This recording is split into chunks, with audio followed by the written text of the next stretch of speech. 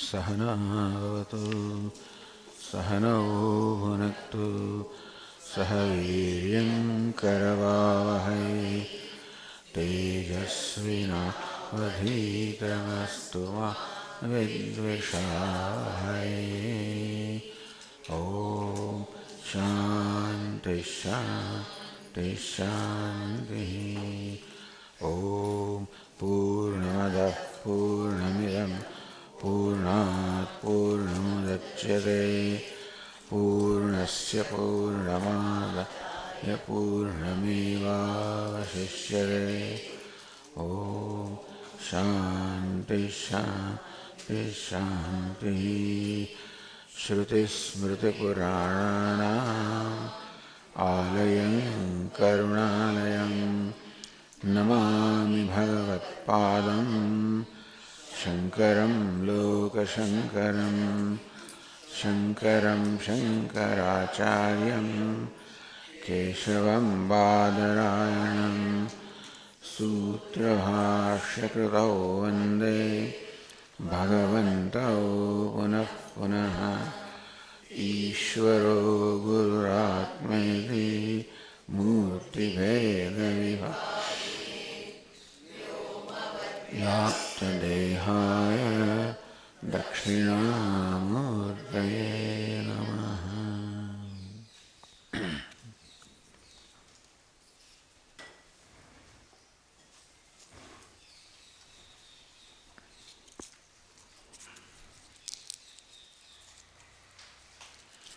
स्वात्मतत्व प्रसादेन ब्रह्मतत्व प्रसीदति।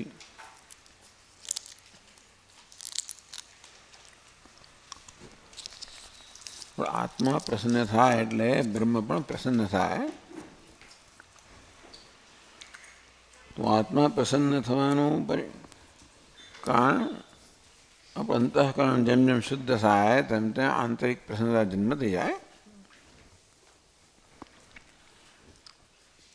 એ રીતે અંદરનો જે આનંદ છે, આત્માનો આનંદ કહો, બ્રહ્મનો આનંદ કહો, પ્રસિદ્ધતિ એ પ્રસન્ન થાય, અનુકૂળ બને। આમ પહેલું પગથિયું છે આપણા વ્યક્તિત્વને અનુકૂળ બનાવવું।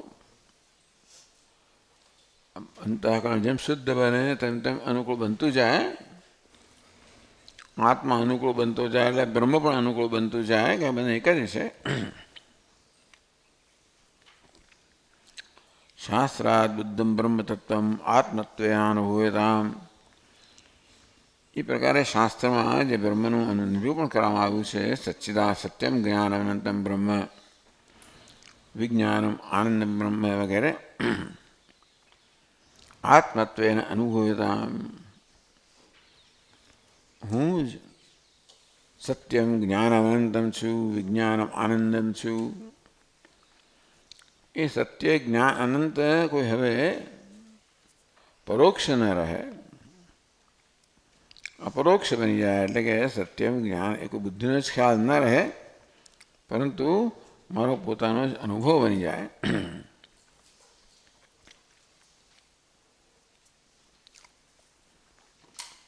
અજમ ધ્રુવમ માયિકસ્તૈઃ કાર્યૈઃ સર્વવિવર્જિતમ જ્ઞાત્વા દેવં પરાત્માનં સર્વપાપૈ વિમુચ્યતે।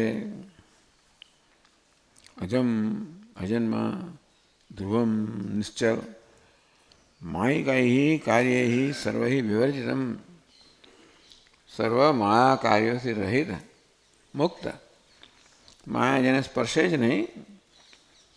જેવી રીતે આ સર્પ રજ્જુ સર્પના દૃષ્ટાંતમાં સર્પ રજ્જુને ક્યારેય સ્પર્શે નહીં। ભલે આપણે એક જ સ્થળે ભાસતા હોય, રજ્જુ છે ત્યાં જ સર્પ ભાસતો હોય, પણ રજ્જુ અને સર્પને કોઈ સ્પર્શ, કોઈ સંબંધ નથી। વેદાંતની ભાષામાં સંબંધ કહીએ તો અધ્યારોપ અને અધિષ્ઠાન એવો સંબંધ છે, કોઈ ભૌતિક સંબંધ નથી। તેથી માયિકૈઃ તૈઃ કાર્યૈઃ સર્વૈઃ વિવર્જિતમ। આત્મા છે બધાથી વિવર્જિત છે, બધાથી રહિત છે। આપણા દેહ મન બુદ્ધિ કોઈ ઉપાધિને સ્પર્શતી નથી। ઉપાધિને અહમ માનવાથી જ અહંકાર જન્મે, બધા પુણ્ય પાપ જન્મે. જ્ઞાત્વા દેવમ પરાત્માનમ સર્વપાપૈ વિમુચ્યતે.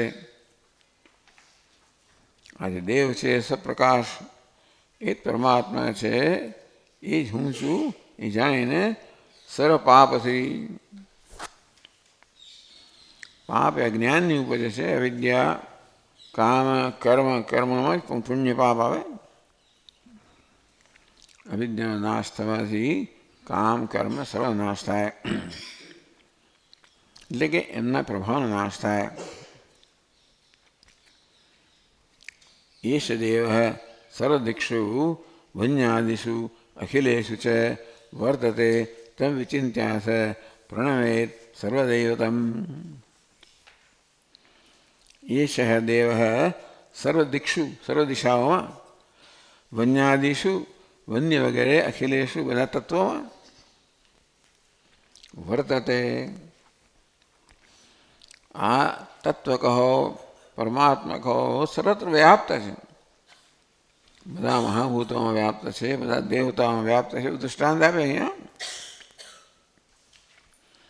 તમ વિચિંત્ય સર્વદા તમ પ્રણમેત. મનમાં એનું ચિંતન કરવું અથવા એને સતત મનમાં રાખો અને સર્વદા સર્વત્ર પ્રણામ કરવા જોઈએ.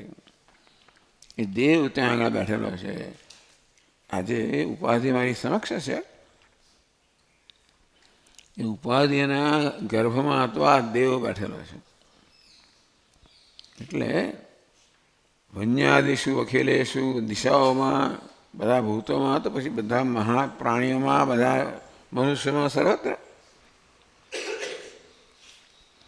સર્વના હૃદયમાં એ દેવ બેઠેલો છે. અને તેથી સર્વદા પ્રણમેત, માટે એ દેવને આપણા મનમાં સર્વદા પ્રણામ કરવા જોઈએ. બહારની ઉપાધિ ગમે તેવી હોય, એટલે શત્રુ હોય, મિત્ર હોય, જે ઉપાધિનું આ પ્રકારનું ભલે નામકરણ હોય, જેને આપણે શત્રુ કહીએ છીએ, મિત્ર કહીએ છીએ, પિતા કહીએ છીએ, પુત્ર કહીએ છીએ, એ બધા ઉપાધિના વેશના નામ છે. પરંતુ વેશ ધારણ કરનાર જે દેવ છે એ સર્વત્ર એક જ છે. અને તેથી ભલે આપણને એટલે કહેવાનો ભાવ થાય છે, એ દેવ જ જો બધા વેશમાં વિચરણ કરતો હોય, પ્રગટ થતો હોય, અને અહીં ઉપનિષદ કહે છે કે એ દેવને સદા પ્રણામ કરો, તો આપણો સંબંધ પછી બીજા બધા સાથે પ્રણામ ન થઈ જાય ને. જે કોઈ પ્રકારની ઉપાધિ હોય તો ઉત્તમતા, મધ્યમતા, અધમતા ઉપાધિમાં હોય. આપણે બ્રાહ્મણ કહીએ, વૈશ્ય કહીએ, શૂદ્ર કહીએ, ચંડાલ કહીએ,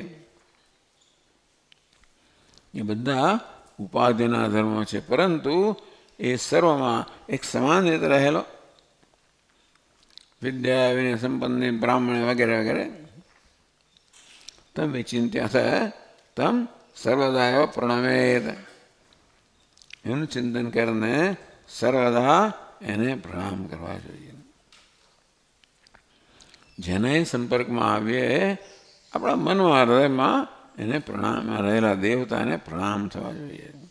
કૂતરાનું બચ્ચું એમ હોય, દરેક જીવની અંદર દેવ, દરેક નામરૂપમાં હોય, પણ ચાલો દરેક જીવની અંદર, એટલે કે એ પરમાત્માએ આ રૂપ લીધેલું છે. ક્યારેક રૂપ સૌમ્ય હોય અને ક્યારેક સૌમ્ય ના પણ હોય. એટલે સતત એને મનમાં રાખીને, એટલે પ્રણામ કરવા એ જ્ઞાનનું એક સાધન થયું. સતત આ દેવ જે રહેલો છે આત્મરૂપે, એને પ્રણમેત, સતત એને પ્રણામ કરો.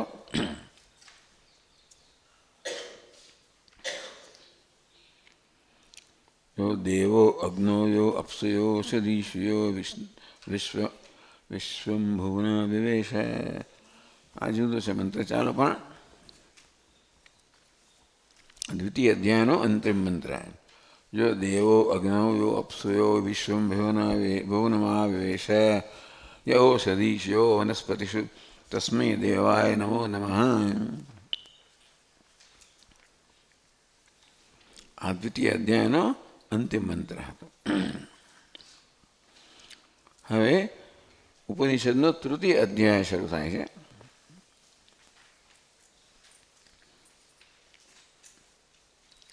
તત્વયોગો ઇત્યાદિના.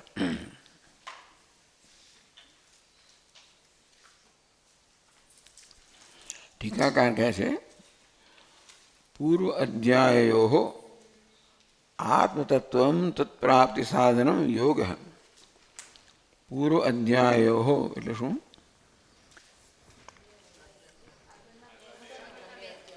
પહેલા બે અધ્યાયમાં આત્મતત્વનું નિરૂપણ થયું. તત્પ્રાપ્તિ સાધનમ યોગ વગેરે એ આત્મતત્વની પ્રાપ્તિના સાધનનું પણ નિરૂપણ થયું. યોગશ્ચ ઉત્તમ અધિકારીણ પ્રત્યુપદિષ્ટ. એ પરમાત્મ તત્વ અને યોગનો ઉપદેશ થયો ઉત્તમ અધિકારીને આગળના બે અધ્યાયની અંદર પ્રકરણમાં. અત્ર તૃતીય અધ્યાય ઉપનિષદના ત્રીજા અધ્યાયની અંદર બંધાધિકારીણ પ્રતિ સુપાધિક વસ્તુ બ્રહ્મ અધીયતે. ત્રીજા અધ્યાયમાં મંદ અધિકારી માટે સુપાધિકમ ઉપાધિ સહિતમ બ્રહ્મ. મંદ અધિકારી એને જ કહેવાય જેનામાં એટલી સૂક્ષ્મતા નથી કે નિર્વિશેષ તત્વ સાથે ઐક્ય સાધી શકે. નિર્વિશેષને મનમાં લાવવું અત્યંત કઠિન છે. એટલે મોટાભાગના મનુષ્ય મળે તો નક્કર વસ્તુ હોય, નામ રૂપ હોય, વિશેષ સહિતની હોય તો એનું ચિંતન કરવું, એને નમસ્કાર કરવા, એનું પૂજન કરવું આ દિવસો પ્રમાણમાં સરળ થાય. મેં કહ્યું ને ગઈકાલે એટલા માટે જ આપણી સંસ્કૃતિમાં આ મૂર્તિ પૂજા વગેરે છે, જેથી ખરેખર જે પૂજા કે અર્ચના કરવામાં આવે એમાં ભાવ જન્મે.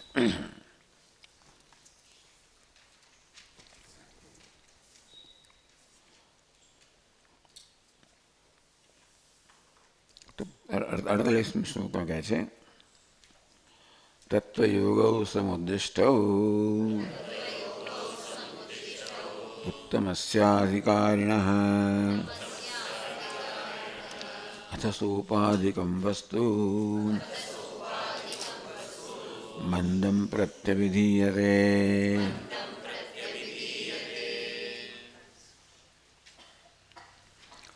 ઉત્તમાધિકારિણ, ઉત્તમ અધિકારી માટે, ઉત્તમ અધિકારી એટલે જે સાધન ચતુષ્ટય સંપત્તિ ધરાવતો હોય, વિવેક વૈરાગ્ય સમાધિ ષટક સંપત્તિ મોક્ષત્વમ, વેદાંતમાં જે બધા અધિકારીત્વના ગુણો કહેવા બધા ગુણો ધરાવનારને ઉત્તમ અધિકારી કહીએ.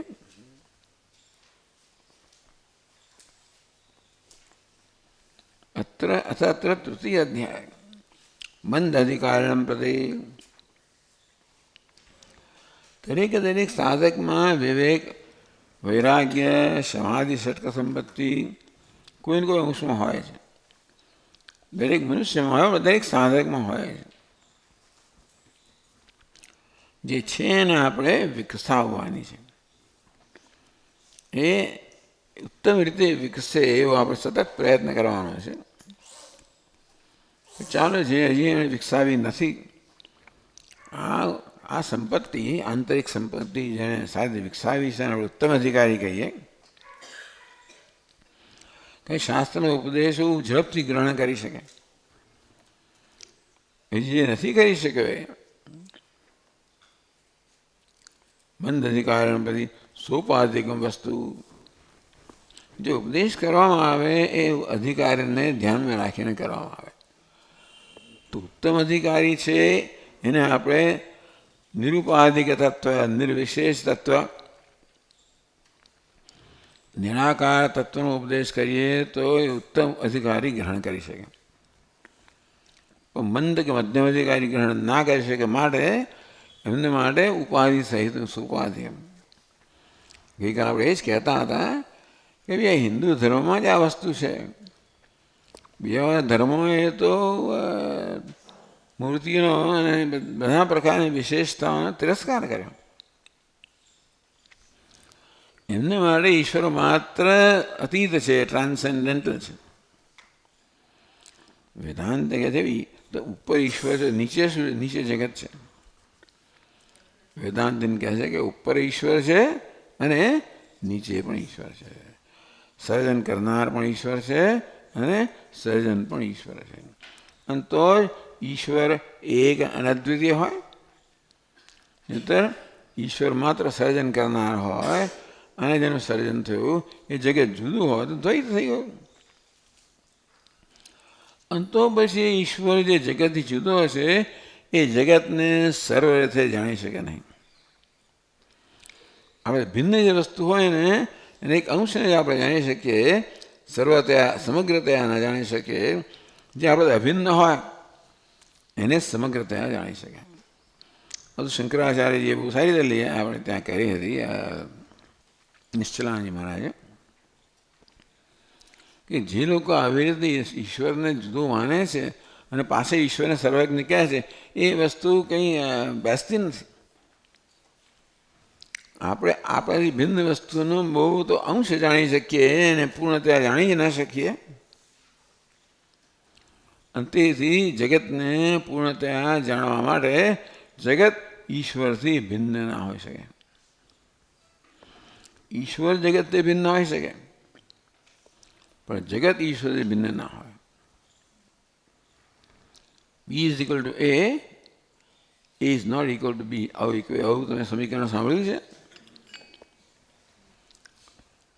એટલે કે એક ધનવાન માણસ હોય, એક એક્ટર હોય, એ એટલે એક્ટર, બી એટલે બેગર.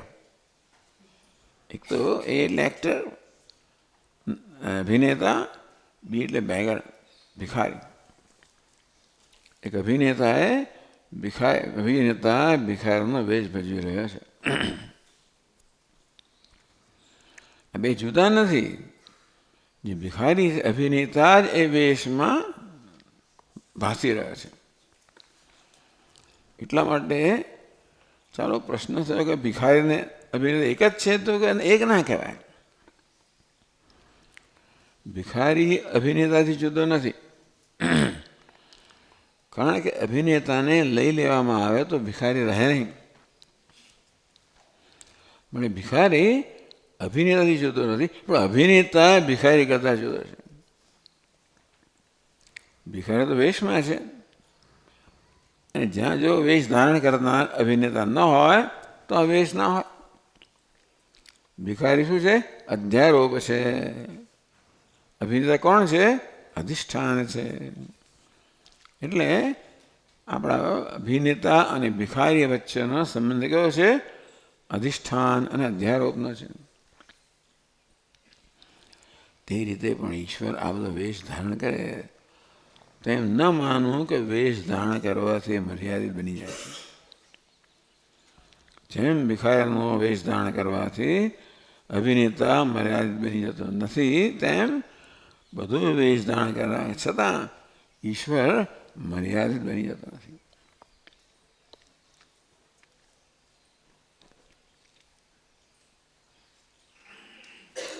હવે કહ્યું તે પ્રમાણે જે મંદ અધિકારી છે એને માટે સોપાધિકમ વસ્તુ, ઉપાધિ સહિતની વસ્તુ, તો કે નામરૂપ સહિતની વસ્તુ, વેશ સહિતની વસ્તુનો અહીંયા ઉપદેશ કરવામાં આવે છે.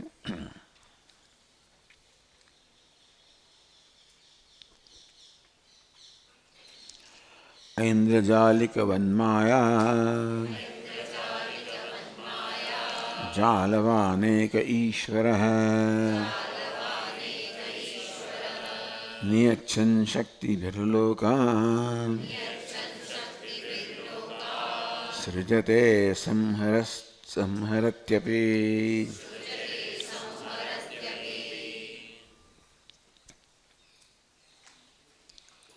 एको जालवान ईशत ईशनी भी. જાળ એટલે ઇન્દ્રજાળ. ઇન્દ્રજાળ કહો, માયાજાળ કહો. આ જાળ એટલે માયા જાળ સમજવાની. જાળમાં જેમ પકડવામાં આવે છે પેલી માછલીને, તેવી રીતે આ માયારૂપી જાળથી બધા જીવને પકડવામાં આવતા હોય એટલે ક્યારેક માયાને જાળ કહેવામાં આવે છે. ઐન્દ્રજાલિક માયાવીને, જાદુગરને ઐન્દ્રજાલ, પેલી ઇન્દ્રજાળ છે, ઇન્દ્રજાળને ધરાવનારો ઐન્દ્રજાલિક. ઐન્દ્રજાલિક માયા જાલવાન એક ઈશ્વર. આપણા વ્યવહારમાં જાદુગરને ઐન્દ્રજાલિક કહેવામાં આવે એની જેમ જ એ દૃષ્ટાંત છે. માયાવી એક જાદુગર છે ને એ દૃષ્ટાંત છે. જાદુને ઇન્દ્રજાળ કહેવામાં આવે છે, એ ધરાવ ઐન્દ્રજાલિક કહેવામાં આવે. તેવી રીતે ભગવાન માયા નામની શક્તિ ધરાવે, શક્તિ કહો, અને એ ધરાવનાર આપણે એને માયાવી કહ્યો. ઐન્દ્રજાલિકવત, ઐન્દ્રજાલિકની જેમ, જાદુગરની જેમ માયા જાલવાન એક ઈશ્વર હૈ. માયારૂપી જાળ ધરાવનાર, જાળ જેનાથી પકડવામાં આવે એવી માયારૂપી જાળ ધરાવનાર ઈશ્વર માયારૂપી જાળ ધરાવે છે એમ કરીને બધાને નિયંત્રણમાં રાખે છે. નિયચ્છન, બધાનું નિયંત્રણ કરે છે. શક્તિભિ લોકાન સૃજતે સમરત્યાપી. શક્તિભિ લોકાન સૃજતે, પોતાની શક્તિઓથી આ જગતનું સર્જન કરે છે. સમરત્યપી, અને સાથે સાથે એને જ્યારે જરૂર પડે ત્યારે સંહાર પણ કરે છે. આમંદ અધિકારી મળે ઉપદેશ છે. સોપા એટલે ઉપાધિ ધરાવનાર ઈશ્વર. ઈશ્વર કેવો છે? સર્વશક્તિમાન છે. એટલે આપણે એની સાથે સંબંધ કરવો જરા સરળ પડે. કોઈ પ્રકારનું નામરૂપ ન ધરાવનારા હોય ત્યારે આ પણ ઈશ્વર સર્વજ્ઞ છે, સર્વશક્તિમાન છે, સર્વવ્યાપી છે, સર્વના આત્મા છે. એ પ્રકારે આપણે એની સાથે સરળતાથી સંબંધ બાંધી શકીએ. તો એક વસ્તુ છે આપણી સંસ્કૃતિમાં કે પૂજા વગેરે ત્યારે અસરકારક થઈ શકે જ્યારે આપણે ઈશ્વર સાથે સંબંધ બાંધીએ. આમ દરેક ભક્ત ઈશ્વર કોઈને કોઈ સંબંધ બાંધતો હોય છે, એટલે ઘણા બધા સંબંધો આપણા શાસ્ત્રોમાં આપવામાં આવ્યા. એટલે કોઈ વળી એને પુત્ર તરીકે જુએ, કોઈ વળી પિતા તરીકે જુએ, કોઈ વળી મિત્ર તરીકે પણ જુએ. આમ ઘણા બધા ભક્તો થઈ ગયા જેમણે ભગવાનની ભિન્ન ભિન્ન રૂપે ભગવાન ભજન કર્યું. અને એટલે ટૂંકમાં ભગવાન સાથે સંબંધ બંધાવવો જોઈએ આપણા જીવનમાં. મારો પિતા છે, મારો માલિક છે, હું સ્વામી છે, હું સેવક છું, પિતા છે, પુત્ર છું. એ સરળ સંબંધો છે. મારો મિત્ર છે એવું કહેવાય, પણ એને માટે આપણે જરા ઊંચા થવું પડે એને મિત્ર કહેવા માટે. પિતા કહીએ તો વાંધો નહીં, આપણે પુત્ર રહીએ, એને માલિક કહીએ તોય વાંધો નહીં, આપણે જ્યાં છે ત્યાં રહી શકીએ.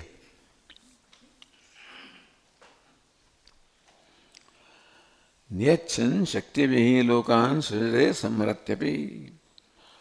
આ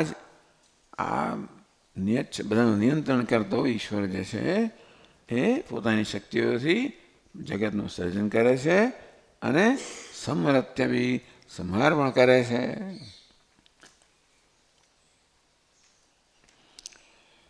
એક એવેશ્વરસ્તાદૃક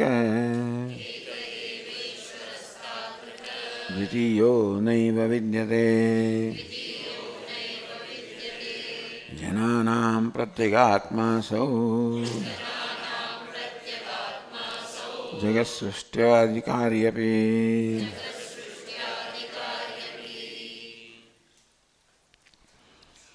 એક એવા ઈશ્વર, વિશ્વ એક જ હોઈ શકે, એકથી વધારે હોઈ ના શકે ને. પછી નહીં તો કોનું નિયંત્રણ કરે?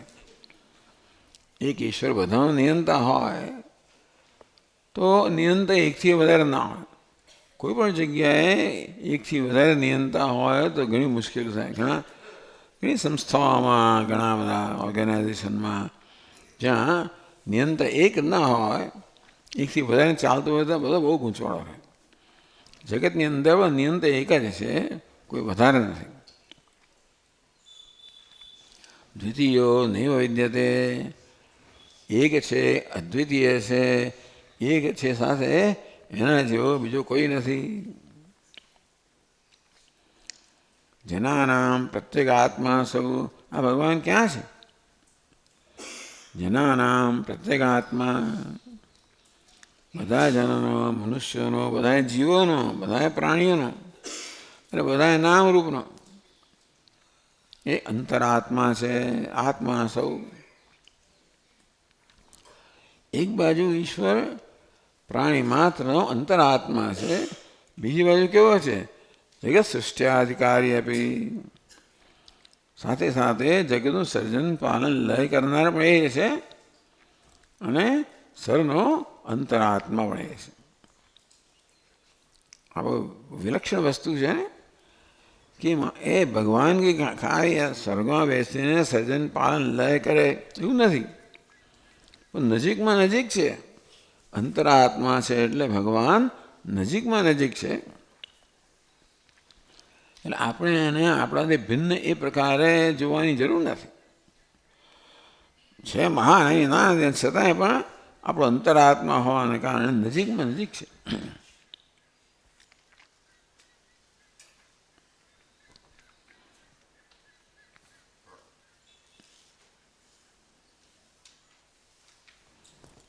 આત્મન સ્વતઃ એકત્વેપી માયાવશાત જગત સૃષ્ટિ સંહારાદિ કર્તૃત્વ અંતર્યામિત્વ ચ ઉક્ત્વા. આગળના શ્લોકમાં આપણને કહ્યું કે આત્મા અને પરમાત્મા એક જ છે, અને છતાં પણ માયાને કારણે જગતનું સર્જન કરે છે, પાલન કરે છે, સંહાર કરે છે. એમ પણ કહ્યું કે એ સર્વનો અંતર્યામી છે.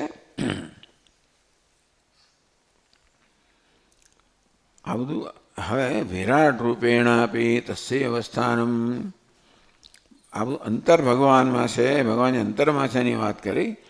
હવે બહાર જે છે વિરાટ, બધા સ્થૂળ નામ રૂપાત્મક ચૈતન્ય. જગતમાં સ્થૂળ છે, સૂક્ષ્મ છે, કારણ છે. ત્રણ સ્તરનું અસ્તિત્વ છે: સ્થૂળ, સૂક્ષ્મ અને કારણ. જે ઇન્દ્રિયોને બધું ઇન્દ્રિયોથી અનુભવ થાય છે એ સ્થૂળ છે. જે જગત આપણે અનુભવીએ છીએ ઇન્દ્રિયોથી એ સ્થૂળ જગત છે. એ સ્થૂળ જગતને આધાર આપનાર એક સૂક્ષ્મ જગત છે. જેમ આપણો દેહ સ્થૂળ દેહ છે, એના આધાર આપનાર એક સૂક્ષ્મ દેહ પણ છે, અને એનું પણ એક કારણ દેહ છે. સ્થૂળ, સૂક્ષ્મ અને કારણ શરીર, આ ત્રણ શરીર આ વ્યક્તિગત સ્તરે છે.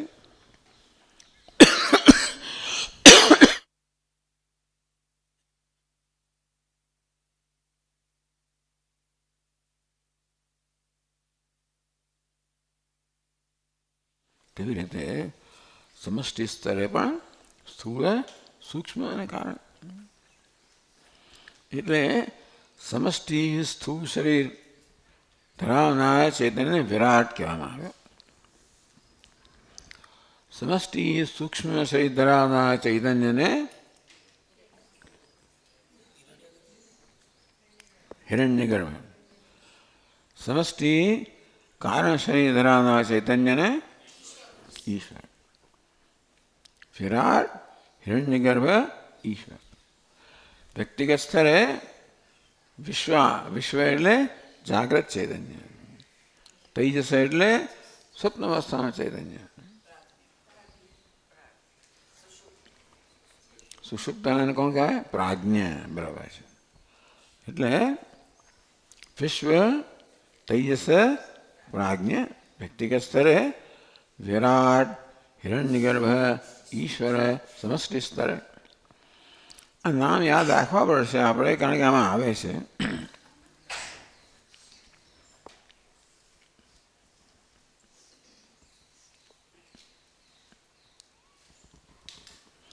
આત્મના સ્વત એકત્વેપી માયાવશાત જગત સૃષ્ટિ સમારાધિ કર્તૃત્વ.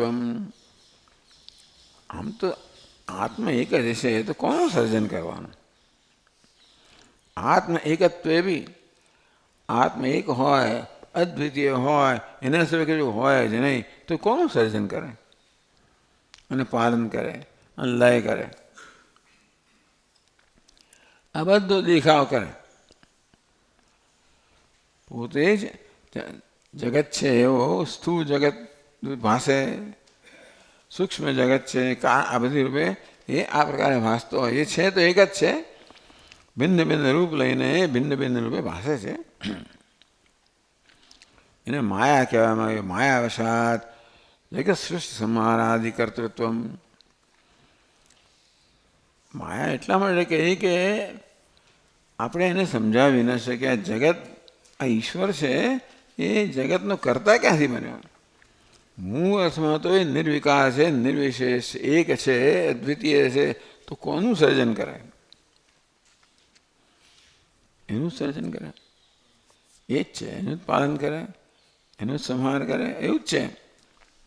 આ પ્રકારનો બધો દેખાવ ઉત્પન્ન કરે છે કે આ વ્યક્તિગત દ્રષ્ટા પણ એ, આ દૃશ્ય પણ એ. માયાવશાત જગત સૃષ્ટિ સંહારાદિ કર્તૃત્વ. પોતાની માયાને કારણે જગતનું સર્જન કરવું, પાલન કરવું, સંહાર કરવો, બસ આ જ ધંધો કર્યા બેઠો બેઠો આ જ ચાલ્યા કરે છે. ભગવાને કરવાનું શું? એને કંઈ કરવાનું તેમ આવું કર્યા કરે. સર્જન કરે, પાલન કરે, લય કરે. સર્જન કરે, પાલન કરે, લય કરે. એને જે આવું મને તો કંટાળો આવે. એકની એક વસ્તુ અનાદિકાલથી ચાલ્યા કરે છે. પણ દરેક સૃષ્ટિ કલ્પમાં કંઈ ને કંઈ વિલક્ષણતા હોય ખરી. એકનું એક ખરું સર્જે એટલે સર્જન કરે, પણ જેવું ગયા વખતે એવું જ આ વખતે હોય એવો નિયમ નથી. એવું કહ્યું છે આમ જો કે એ જ પ્રકારનો હિરણ સૂર્ય છે વગેરે વગેરે હશે અમુક મોટી વસ્તુઓ, પણ બધા જીવોએ પોતાના કર્મ પ્રમાણે એવી પ્રકારનું વિવિધતા પ્રાપ્ત કરી હોય. એટલે કર્મને કારણે વિવિધતા હોય છે. એ રીતે દરેક કલ્પ છે પેલા કરતાં કંઈક જુદો હોય કર્મના કારણે. બાકી સામાન્ય પેટર્ન જેને કહીએ આપણે એ બધું એક જ હોય.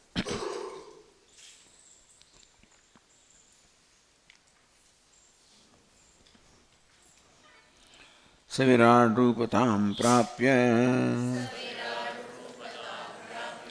વિશ્વતશ્ચક્ષુરાદિમાન સર્વેષાં ચક્ષુરાધ્યાયે તદીયા એવ તેખિલાઃ.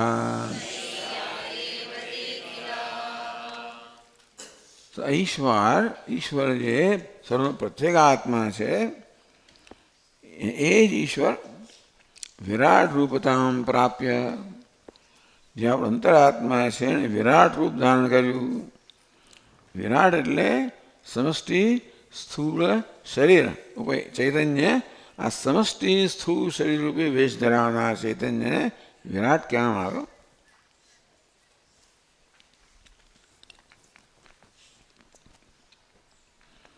જે અંતર્યામી છે એ જ વિરાટ છે. આપણે કલ્પના પણ ના આવે એની અંતર્યામી એટલે આપણે કે અંદર છે, અત્યંત સંકોચિત છે, અત્યંત અલ્પ છે, પણ એની વ્યાપકતા તો વિરાટ છે. એટલે નામ રૂપમાં વ્યાપ્ત છે. માયાવશાત સંસારની સૃષ્ટિ સંહાર વડે કાર્ય કરે છે. સ વિરાટ રૂપતામ પ્રાપ્ય, ઈશ્વરે વિરાટનું રૂપ ધારણ કરીને વિશ્વત ચક્ષુરાદિમાન, વિશ્વતશ્ચક્ષુર વિશ્વત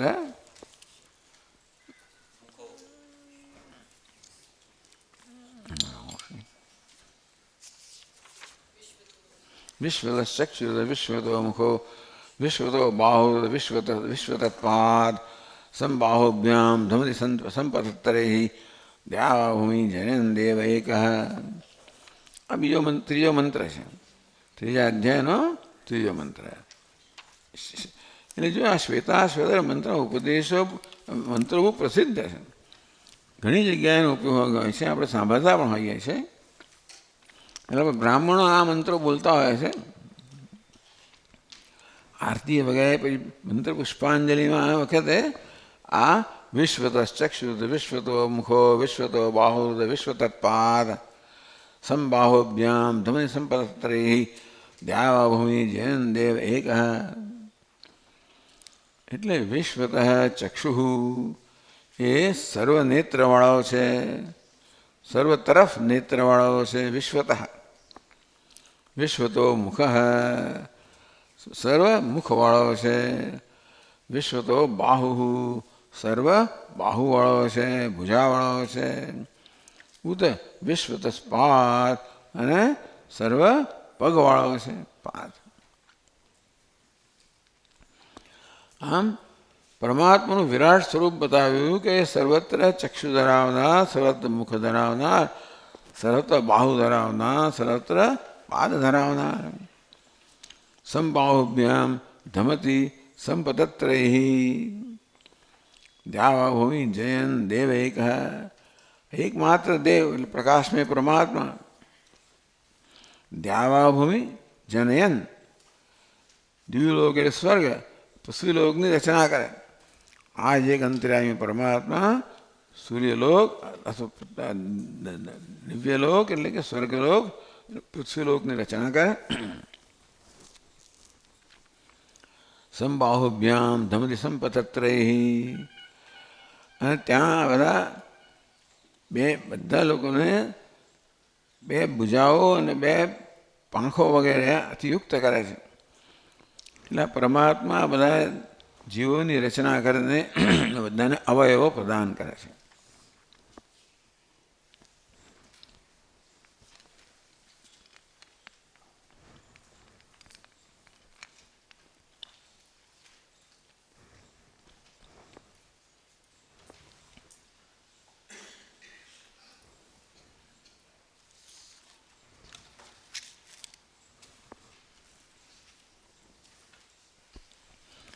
સર્વેષાં પ્રાણિનાં ચક્ષુરાદિહ તે અખિલા તદિયા એવ.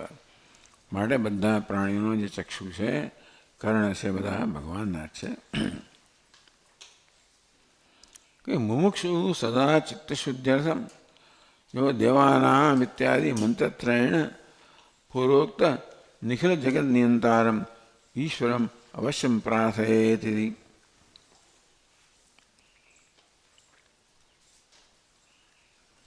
કે છે મુમુક્ષુએ પોતાના ચિત્તની શુદ્ધિ માટે આજે 3 મંત્રો અહીં આપેલા છે. જો દેવાનામ પ્રથમોદ્ભવ આપણે સાંજે આપણી આરતીમાં ગાતા હોય છે, થોડા જુદા છે. યો દેવાનામ પ્રથમમ પુરસ્તાદ વિશ્વાર્યો રુદ્રો મહર્ષિ હિરણ્યગર્ભમ પશ્યત જાયમાનગમ સનો દેવશ્રીભયા સ્મૃત્યા સંયુનક્તુ યસ્માत् પરન્ના પરમસ્તિ કિંચિત યસ્માન્નાણ્યો નજ્જાયોસ્તિ કશ્ચિદ વૃક્ષૈવ સ્તબ્ધો દિવિતિષ્ઠત્યેકસ્તેનેદં પૂર્ણં પુરુષેણ સર્વમ.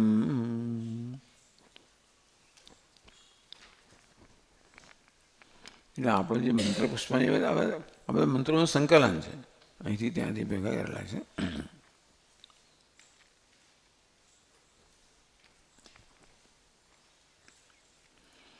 અહીંયા 3 મંત્રો આ ટીકાની અંદર આપેલા છે, જે આ પુસ્તકમાં નથી. જો દેવાનામ પ્રભવોદ્ભવશ્ચ વિશ્વાધિપો રુદ્રો મહર્ષિ હિરણ્યગર્ભમ જનયામાસ પૂર્વમ સનો બુદ્ધ્યા શુભયા સંયુનક્તો यह देवानाम इंद्रादीनाम प्रभव उत्पत्ति कारण ये इंद्रादि બધા દેવતાઓને ઉત્પન્ન કર્યા છે. ઉદ્ભવશ્ચ તેષામ વિભૂતિ યોગસ્ય છે કારણમ, એટલે એમનું ઉત્પત્તિ કરનાર એ બધા દેવતાઓમાં જે મહાનતા છે, વિભૂતિ છે, એનું કારણ પણ આ પરમાત્મા છે.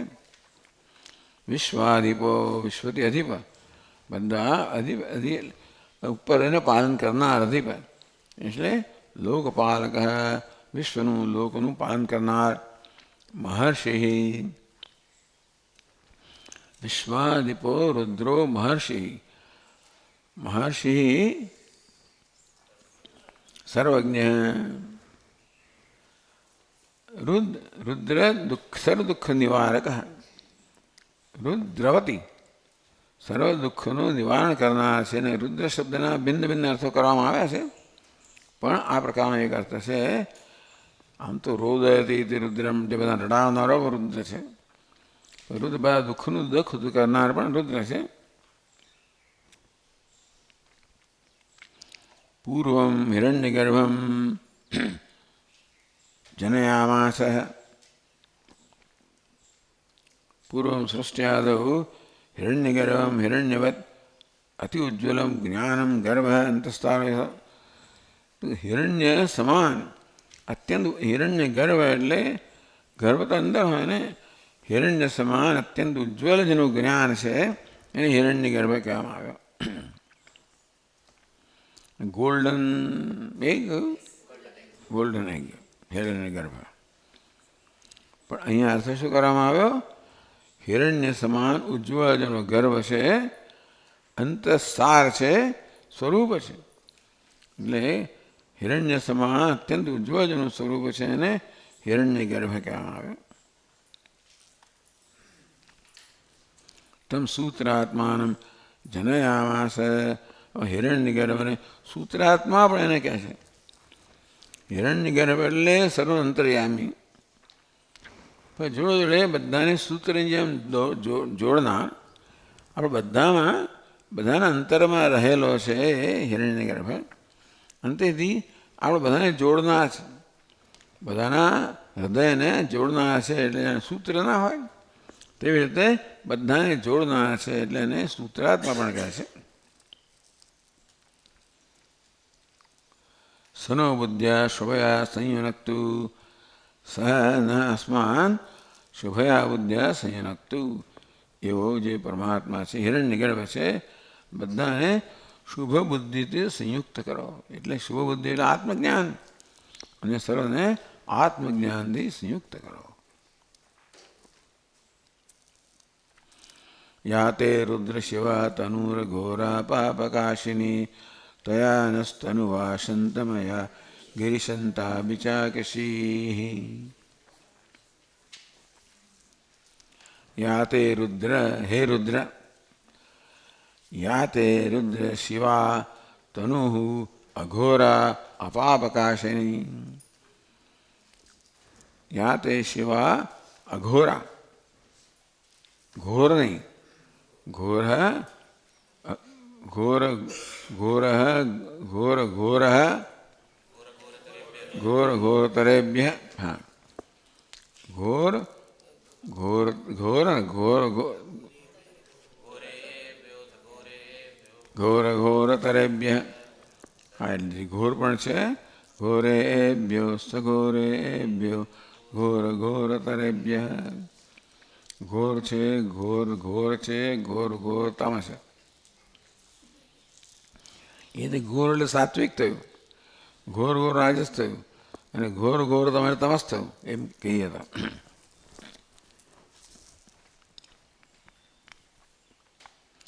મહર્ષિ રુદ્ર સર્વ દુઃખ નિવારક. પૂર્વમ સૃષ્ટ્યાદૌ હિરણ્યગર્ભમ સૂત્રાત્માનમ જનયામાસ. સ એ હિરણ્યગર્ભ અમને સ્વબુદ્ધિથી સંયુક્ત કરો, આત્મજ્ઞાનથી સંયુક્ત કરો, આત્મજ્ઞાન પ્રદાન કરો.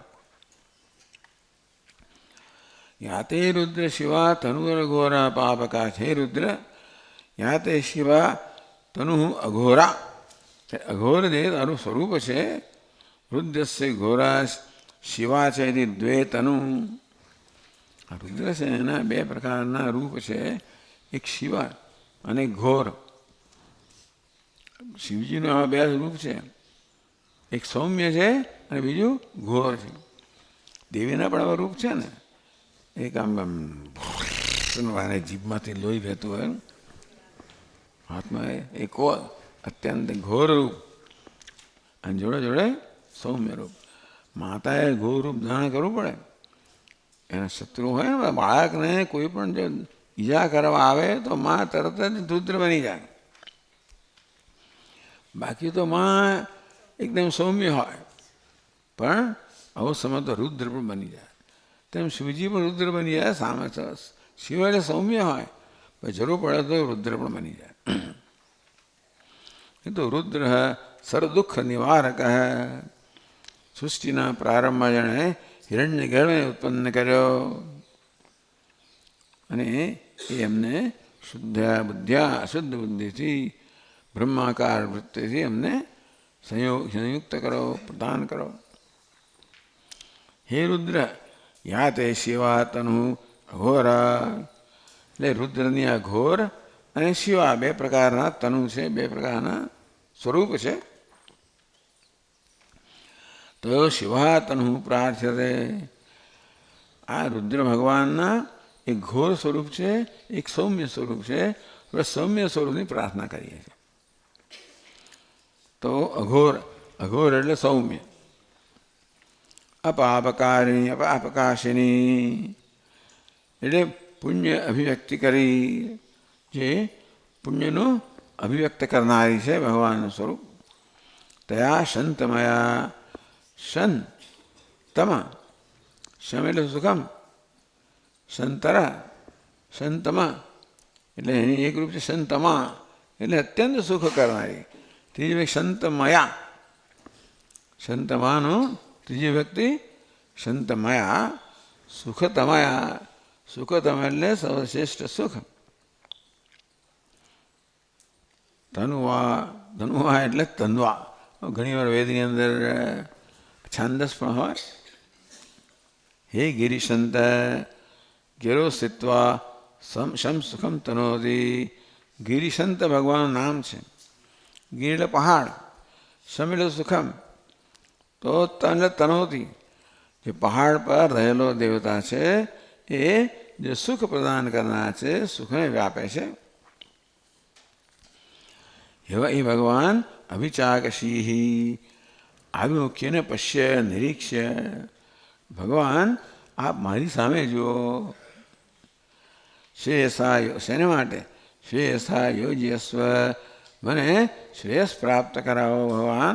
આપ મારી સમક્ષ જુઓ અને મને શ્રેયથી યુક્ત કરો.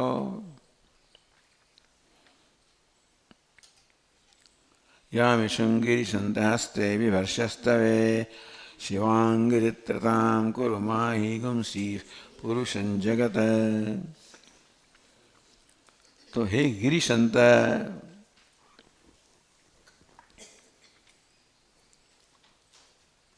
હે ગિરિત્ર. ગિરિમ ત્રાયતે ઇતિ ગિરિત્ર.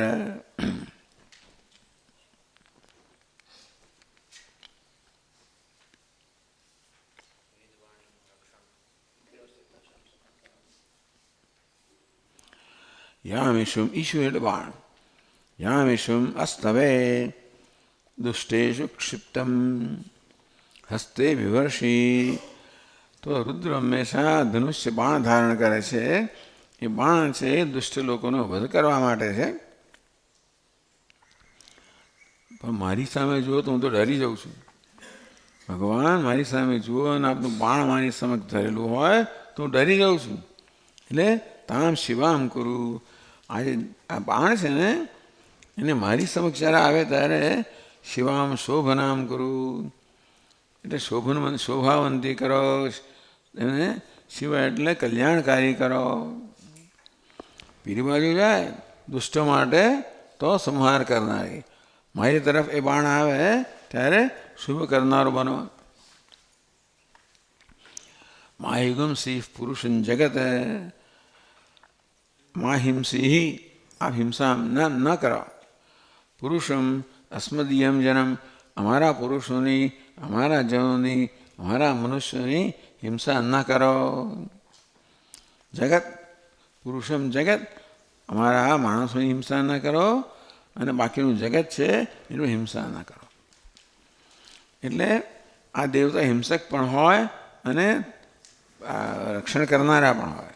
એટલે આપણું રક્ષણ કરનાર રૂપ છે એનું આવાહન કરીએ છીએ.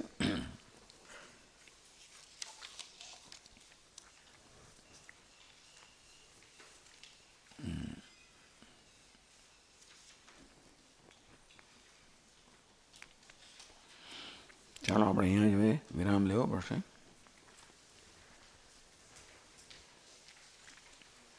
હજી તો હજી 1 કલાક થયો નથી ને? નથી થયો, સાચી વાત છે. બહુ મોડું, જેટલું મોડું શરૂ કર્યું. ચાલો એક શ્લોક કરીએ.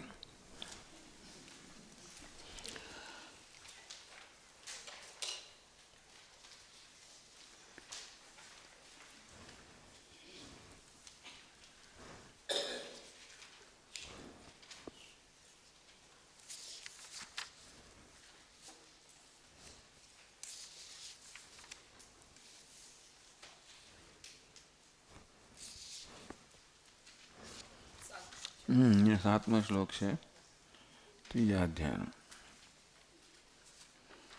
તતઃ પરમ બ્રહ્મ પરમ બૃહંતમ યથા નિકાયમ સર્વભૂતેષુ ગૂઢમ વિશ્વસ્યૈકમ પરિવેષ્ટિતારમ ઈક્ષંતમ જ્ઞાત્વા મૃતા ભવન્તિ. તતઃ પરમ બ્રહ્મ પરમ બૃહંતમ. આ જે જગત છે હિરણ્ય ગર્ભથી ઉત્કૃષ્ટ અને એવું મહાન છે. બૃહંતમ બ્રહ્મ પરમ, હિરણ્ય ગર્ભથી પણ પર, બૃહંતમ મહાન છે. યથા નિકાયમ સર્વભૂતેષુ ગૂઢમ, બધા પ્રાણીઓના દેહની અંદર છુપાયેલું છે. વિશ્વસ્યૈકમ પરિવેષ્ટિતારમ, સમગ્ર વિશ્વને વ્યાપીને રહેલો છે. તમ જ્ઞાત્વા અમૃતા ભવંતી, એ પરમેશ્વરને જાણીને અમર બની જવાય છે.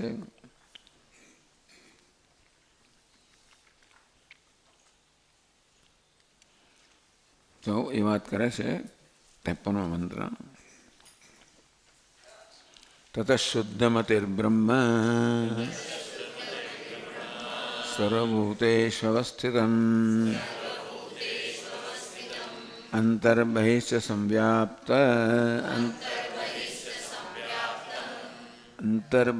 સંવ્યાપ્તમ જ્ઞાત્વા સ્યાન મૃતિવર્જિતઃ.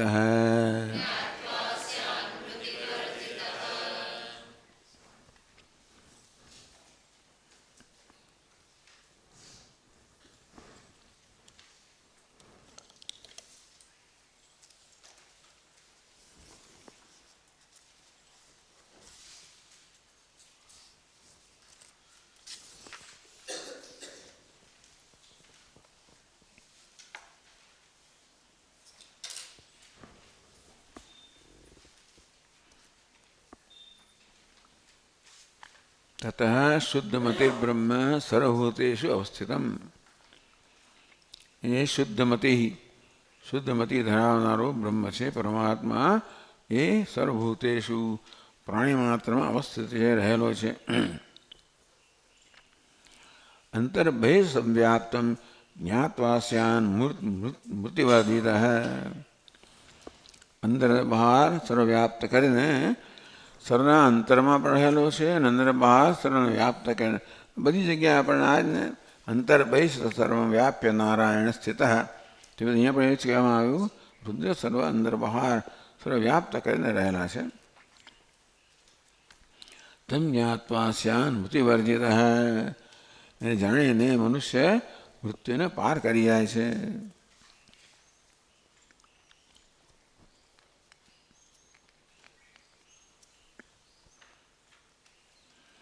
ઈશ્વરાનુગ્રહાત શુદ્ધમતિ પરબ્રહ્મ જ્ઞાનમ અવાપ્ય મુચ્યતે ભાવ.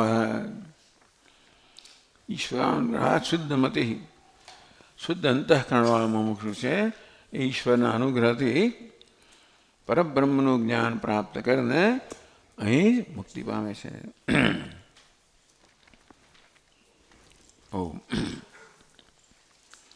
ઓમ પૂર્ણમદઃ પૂર્ણમિદં પૂર્ણાત પૂર્ણમુદચ્યતે पूर्णस्य पूर्णमादाय पूर्णमेवावशिष्यते।